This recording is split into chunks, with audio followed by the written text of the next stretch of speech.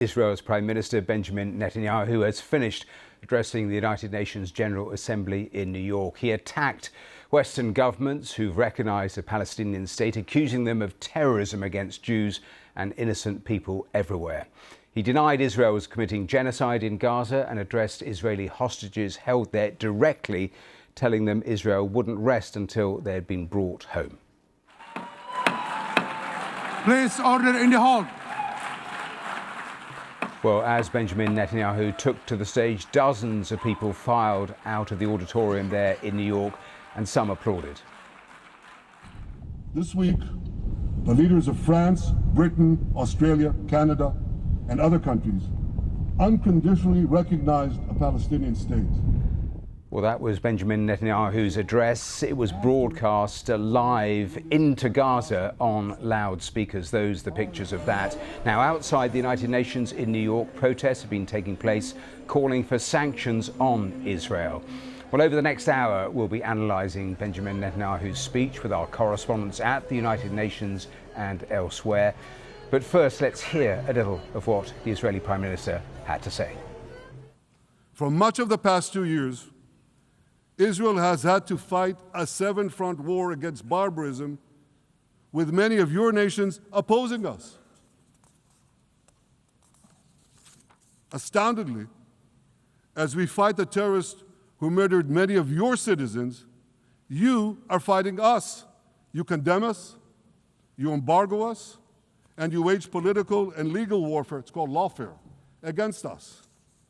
I say to the representatives of those nations, this is not an indictment of Israel. It's an indictment of you.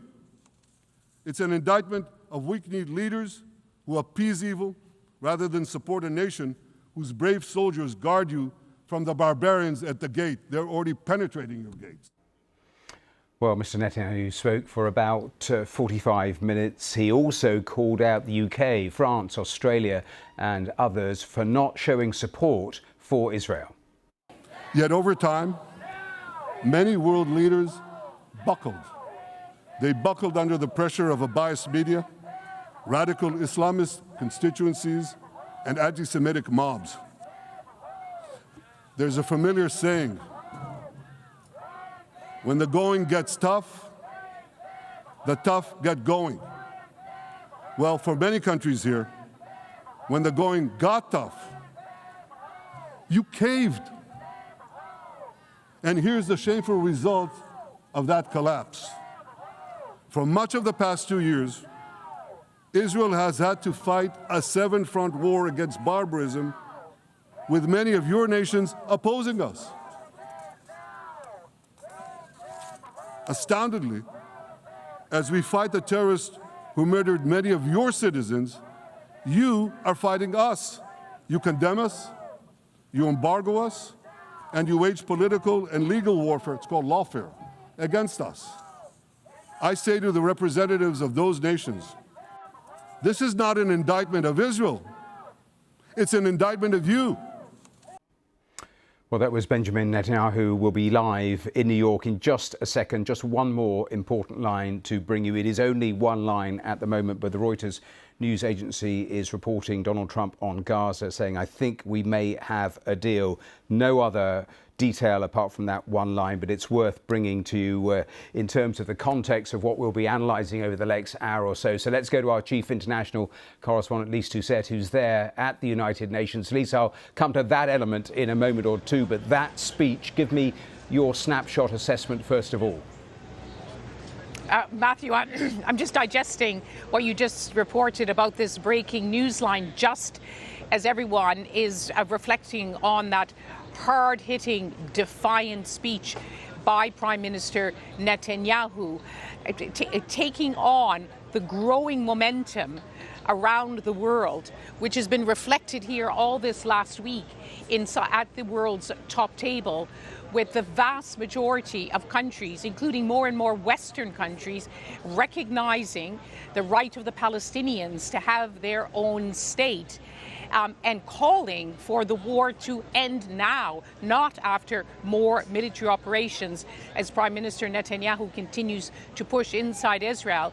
And then to have that statement by President Trump, that one line saying, I believe we have a deal. Now, President Trump would be referring to, there's been a buzz here, Matthew, among Arab leaders here, among Western diplomats, saying that they believe there's the best chance now that when Prime Minister Netanyahu goes to the White House on Monday, that President Trump will make it clear that the Israeli hostages should come home now and the war should end. Not end next month or next year, end now. So it's always hard to read into what President Trump has to say. Let me bring in our North America correspondent, Nada Taufik. Very interesting, Nada, because we already had President Trump making it clear there will be no annexation of the West Bank. Prime Minister Netanyahu didn't really address that in his speech, but he made it absolutely clear that even though he wanted the war to end, there would be no Palestinian state.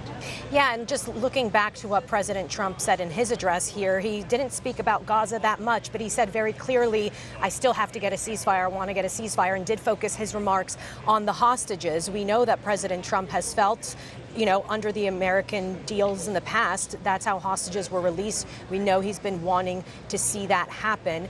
So perhaps there is a breakthrough. We've heard the word breakthrough numerous times before, but as you say, Arab leaders here met with Steve Witkoff, President Trump's team, and did come out feeling a sense of renewed optimism. So perhaps we'll see something in the coming hours. And it is notable, as you say, given everyone's fears that Benjamin Netanyahu would come here and, as defiant as he was in that speech, be even more aggressive toward calling for annexation, something we know those in the far right of his party want to see happen. He didn't make that statement, and yet very clear that he is under no way possible going to agree to a future Palestinian state. And as you mentioned, just going against, absolutely defiant in the face of the international community's overwhelming calls to get a peace process started. To do that, because as European leaders are saying, the reason they decided to recognize Palestinian statehood is because if they don't do it now, there won't be a state to recognize.